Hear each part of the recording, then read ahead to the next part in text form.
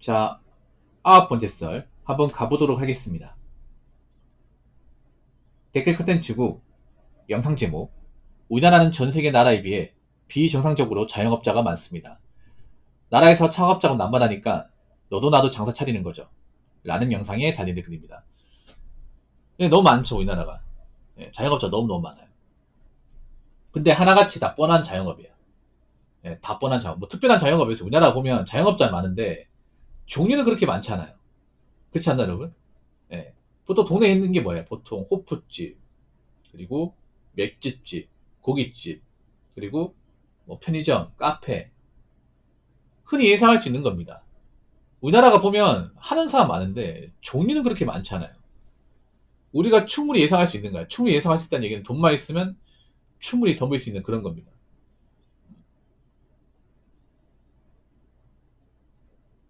그러니까 돈만 있으면 나도 해볼까 생각할 수 있는 것들. 우리 보통 그런 말 하잖아요.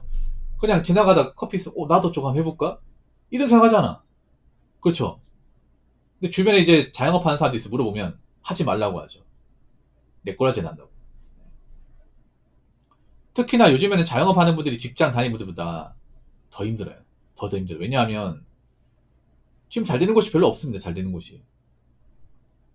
그리고 사업을 해보시면 아시겠죠. 요즘에는 마진이 엄청 낮아요. 마진율이. 왜냐하면 요즘에 그나마 잘 되는 곳은 비싼 곳이 아니야. 가격이 저렴하면서 약간 박리담회라는 곳이 잘 되는데, 문제는 말 그대로 박리담회이기 때문에 매출에 비해서 마진이 엄청 낮습니다. 엄청 낮아요. 막상 우리가 봤을 때 매출 높아도 이것저것 떼고 나면 남는 게 크게 없어요. 그냥 월급쟁이보다 조금 더 가져가는 거야. 또 그렇게 하면 몸은 엄청 힘들어요. 이게 몸을 갈아 넣는 거니까. 네. 옛날처럼 막 좀 뭐 장사 잘 돼가지고 이것저것 다 떼고 순이익을 1,000만 원 가져가는 곳이 사실상 거의 없습니다. 없어요. 네. 요즘 월 매출 6천 찍어도 이것저것 떼고 나면 1,000도 안 돼, 이게. 그만큼 쓴 마진이 적습니다, 이게. 네. 근데 마진을 비싸게 가져가려면 어떻게 해야 돼요? 비싸게 팔아야겠죠. 근데 비싸게 팔면 사람들이 오겠습니까? 안 올 거 아니야, 이게. 요즘 사람들이 고깃값 예민하고, 소주값 예민하고, 맥주값 예민하고, 안주값 예민하고, 다 예민하지 않습니까? 그렇지 않습니까? 500원, 1,000원 사이 예민하지 않습니까? 그래서 보다 싼 데 가려고 하잖아. 그래서 요즘에 뭐 저가 시장 같은 게 커져 나가는 거고. 근데 문제는 저가로 팔면 남는 게 별로 없어요. 네. 별로 없어. 진짜 없어. 자, 댓글 한번 읽어보도록 하겠습니다. 자영업자 비중이 높은 이유가 회사에서 비자발적으로 명퇴를 당하는 것도 이유 아닐까요? 재년 때까지 다니는 사람은 소수고 공무원처럼 정년을 보장받지 못한 상황에서 40대 직장에서 명퇴하고 떠밀리다시피 비자발적으로 준비 없이 생계 유지를 위해 퇴직금으로 막연히 프랜차이즈를 차리는 사람들도 많고, 심지어 퇴직금으로 개인 택시 면허를 양수받는 사람도 많습니다. 개인 택시도 자영업이죠. 교통안전공단 개인 택시 양도양수 교육 1년 일정이 예약과 동시에 마감됩니다. 지역에 따라 면허 시세가 다르겠지만 1억 5천 내외, 비싼 지역은 2억 가까이, 아무튼 월급쟁이가 자영업을 해서 성공할 확률은 무진장 낮다고 생각합니다. PS, 버스 운행하면서 가장 두려운 전제는 배달 오토바이와 택시 김여사라고 적어졌습니다. 이분 말이 틀린 말은 아닙니다. 명퇴를 당하는 거 이유 있죠. 보통 명퇴가 한 40대 중후반이니까. 요즘 명퇴라고 안 하죠. 희망퇴직이죠. 희망퇴직. 희망퇴직 또는 권고사직. 이분 좀 나이가 좀 있는 분이에요. 명퇴라는 단어 썼다는 것 자체가 나이가 많은 분이에요. 맞죠? 이것도 옛날 말 옛날 말. 요즘 명퇴 없어요, 여러분. 요즘에는 희망퇴직이죠. 맞죠? 물론 이것도 사실 명퇴랑 비슷한 겁니다. 네. 요즘에 희망퇴직이랑 권고사직이죠. 권고사직. 옛날 단어입니다. 옛날 단어. 이거 명태는 보통 IMF부터 썼던 단어입니다. 2000년 이후로는 사장된 단어예요, 이게. 근데 왜 자영업을 하냐면 뭐 나이 먹고 할 게 없어 가지고, 그것도 맞지만 한 이유는 그런 거예요. 자, 나이 먹고 눈을 낮추면 일할 수 있어요. 나이 먹고 명퇴하고 나서 눈을 낮추면 할 수 있어. 근데 그런 거에 뭐냐 하면, 사무직에 있던 사람이 갑자기 몸수리 하면 버티겠냐고요. 버틸 수 있을까? 못 버팁니다. 사무실에서 맨날 펜대 굴리고 서류만 치고 했던 사람이 그것만 주구장창 했던 사람이 갑자기 몸순 일이 한다. 갑자기 기계만 친다. 할 수 있냐고요? 못합니다. 못해. 그 자존심이 있거든. 특히나 대기업 다녔던 분들은 그런 게 있어. 내가 그래도 몇 달 전만 하더라도 뭐 삼성 LG에서 차장 부장까지 하고 나온 사람인데 그 프라이드가 있단 말이야. 대기업 다니는 분들 그 프라이드가 있고 특유의 프라이드 그 빼야 되는데 나오면 그냥 동네 아저씨 아닙니까? 근데 그걸 못 빼요. 그래서 사장 소리 듣고 싶어가지고 자영하는 분들도 있습니다. 그리고 그런 게 있어요. 뭐냐면 이게 그런 게 있어요. 보통 여러분 대기업 다니면 돈 많이 버니까 저축 많이 할 것 같아요. 저축을 안 해요. 그런 집은 진짜 많아. 뭐냐면 삼성에서 뭐 차장 다녀가지고 뭐 평달에 한 600 정도 가져가요. 많이 가져가잖아. 근데 저축을 안 해. 왜 그런지 아십니까? 600을 벌면 딱 600번 수준에 맞춰가지고 외식도 하고 애들한테 옷도 사 입고 학원도 보내고 하면 딱 그 정도 수준에 맞게 생활을 해요. 그런 가정이 대기업 지원에 굉장히 많으니까 저축하는 분도 별로 없어요. 그러니까 우리 남편이 이제 몇 년 뒤면 나와야 되는데 그러면 당장 생활비 많이 나갈 테고 허리띠 졸라매야 되니까 애들한테 무조건 맛있는 거 먹이지 말고 미리 돈을 모아놔야겠다. 이거 준비해야 되는데 준비한 분들이 없어요. 진짜로. 진짜입니다. 이거 아마 대기업 다니는 분들 이거 좀 명치 세게 때리는 말일걸? 진짜입니다, 이게. 결혼하신 분들도 있잖아요. 한 6, 7 벌어도 저축 안 해요. 왠지 아세요? 돈 좀 버니까 내가 이 회사를 계속 다니니까 앞으로도 계속 다닐 줄 알고 소비수는 딱 거기 맞잖아. 차도 거기에 맞게 있잖아요.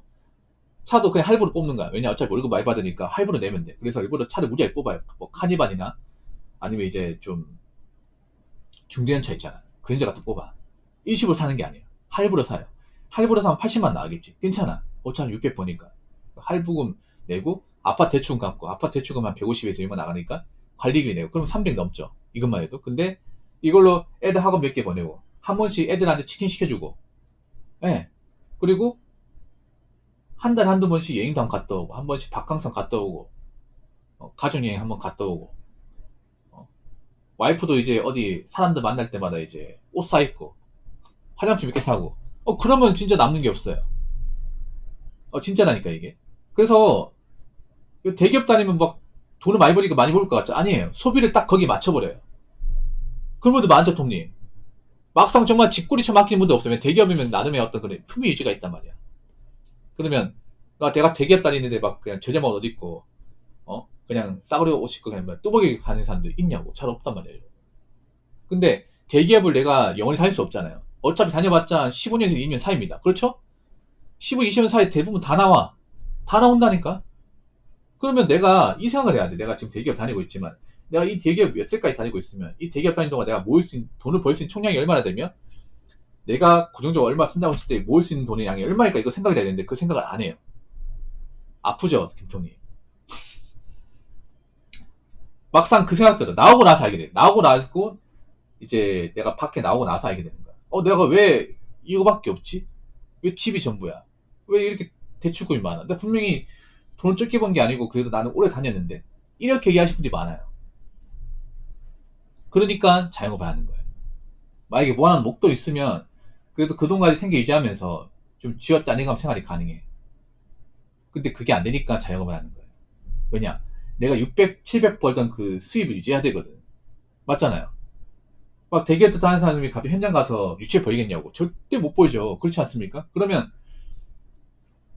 보통 프랜차이즈 같은 데서 이제 홍보하는 게 뭐냐 하면 우리 이제 제품 잘 팔리니까 우리 가게에 이제 계약하시고 정리되시면 매달 얼마씩 보장됩니다. 그 얘기 수익한단 말이야. 그러면 내가 대기업 다닐 때 그 소득만큼 생활 수준이 가능하겠네. 이 생각할 거 아닙니까? 그래서 프랜차이즈 하는 겁니다. 저게 무슨 뭐 일할 데가 없다. 사실 이거는 부차적 이유고 진짜 이유는 그런 거잖아. 내가 대기업 다닐 때 그래도 우리 가족들 그 생활 수준이 있는데 갑자기 그만뒀다고 그 생활 수준 버리겠냐고. 안 버릴 거 아니야. 그러면 어떻게 유지하잖아요. 유지하려면 어떻게 해야 돼요? 프랜차이즈 같은 거 창업을 해야죠. 보통 프랜차이즈에서 이제 홍보하는 그런 거잖아. 매달 얼마씩은 보장. 그거 아닙니까? 그 정도 돈 나오면 우리 식구들 예전처럼 살 수 있겠네. 이 생각하는 거죠. 근데 잘 안 되죠, 이게. 예. 그것도 노리고 하는 거야. 그러니까 이제 보통 프랜차이즈 홍보하는 게 뭐 매달 얼마씩 뭐 이것저것 때 얼마씩 보장한다는 게 왜 그러겠어. 그만큼 이제 돈을 썼던 사람도 있으니까 그렇게 할 거 아니에요. 개인 택시는 전 무조건 나쁘지 않다 생각해요. 왜냐면 개인 택시는 팔 수 있잖아요. 개인 택시 사실 거품이 심하긴 해요. 맞잖아요. 개인 택시가 최근에 알려지면서 뭐 사람들이 대세라고 얘기하는데, 근데 뭐 보통 우리나라 대세라 얘기하면 좀 위험한 게 맞거든요. 끝물이 맞아요. 이게. 그 유튜브 같은 거 보면 개인 택시로 막 돈 많이 버는 사람들 나오는데 그 사람 소수예요, 소수. 네. 보통 개인 택시로 돈 많이 버는 분도 있어요. 제 방송에도 지금 안 들으시는데 부산에서 개인 택시 하면서 달에 500 이상 지는 분도 있습니다. 순이익으로. 그러니까 뭐 가스비, 세금 내고 다 내고 500이면 많이 벌죠 이게. 광역시에 500이면 떡을치지 여러분. 부러울 게 없어요. 근데 그분 어떻게 보냐면 야간만 합니다. 야간만. 야간만 일을 많이 해요. 새벽 시간대만 해요. 예. 개인 택시 돈 많이 벌려면 새벽 시간대 하면 돼요. 낮에는 돈 안 돼요. 할증이 안 붙고 단거리 손님 많으니까. 개인 택시 돈 벌려면 일단 장거리 손님 많아야 되고, 야간에 이제 할증이 많아요. 대신에 진상들이 많죠. 예. 진상들이 많이 도사리고 있습니다. 뭐 개인 택시로 일하다가 힘들면 뭐 팔면 되니까. 다시 팔면 되니까. 이건 거래할 수 있잖아요. 이게 이제 그런 자영업보다는 개인 택시 한 이유가 이제 내가 확실히나 이제 개인 택시가 안 맞아. 일이 힘들어. 그래서 하기 싫으면 내가 팔고 나오면 돼. 거래가 되지 않습니까? 거래가. 물론 이제 내가 살 때 내가 개인 택시 할 때 투자한 비용보다는 뭐 싸게 팔아야겠지. 그래도 건지고 나올 수 있잖아요. 근데 자영업은 망하면 건질 수가 없어요. 이게 문제예요. 그러니까 택시하고 일반 자영업 다른 게 저런 겁니다. 택시도 큰 돈이 나가겠지만 일단 뭐 망하는 건 아니에요. 많이 벌지 적게 벌지는 개인 연령에 따라 다르지만 그래도 수요는 있다는 거. 그리고 내가 설령 개인 택시가 뭔가 좀 현타 느껴가지고 접으려고 해도 어차피 이거 팔고 나오면 된다는 거. 예. 이게 좋은 거죠. 그래서 개인 택시 많이 하는 것 같아요. 아무튼 지금은 뭘 해도 잘 되기 힘드니까 뭐 난 직장생활 안 맞으니까 사업해야겠다.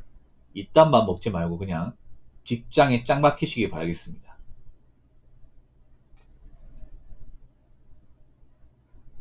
자, 이상으로 9번째 썰 마치도록 하겠습니다.